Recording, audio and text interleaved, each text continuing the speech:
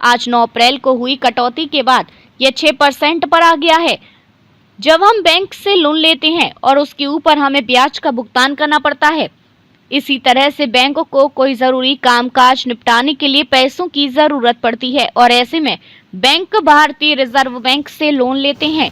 इस लोन पर बैंक जिस दर से रिजर्व बैंक को ब्याज का भुगतान करते हैं उसे रेपो रेट कहा जाता है। आसान भाषा में कहें तो जिस रेट पर आरबीआई बैंकों को लोन देता है उसे रेपो रेट कहते हैं। अगर बैंकों को आरबीआई से सस्ते ब्याज दर पर लोन मिलेगा, ऐसे में बैंक भी कम इंटरेस्ट रेट पर ग्राहकों को लोन देगा। रेपो रेट कम होगा तो फंड जुटाने में बैंकों को कम खर्च करने पड़ेंगे।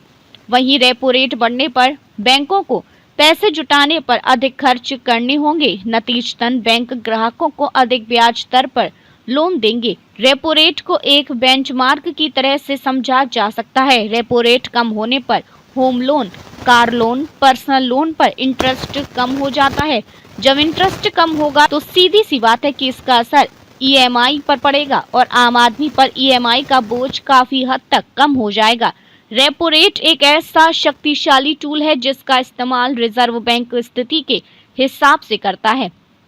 जैसे कि जब इकोनॉमी बुरी दौर से गुजरती है तब रिकवरी के लिए मनी फ्लो बढ़ाने के चलते आरबीआई रेपो रेट कम कर देती है। रेपो रेट कम होने से बैंक लोन का इंटरेस्ट कम होगा, जिससे लोग अपने निजी कामकाज या व्यवसायों के लिए बैंकों से लोन लेंगे। इससे आर्थिक विकास को गति मिलेगी क्योंकि खर्च और निवेश दोनों में वृद्धि होगी। रेपो रेट कम होने से आर्थिक विकास को समर्थन देने के साथ साथ मूल्य स्थिरता बनाए रखने में भी मदद मिलती है।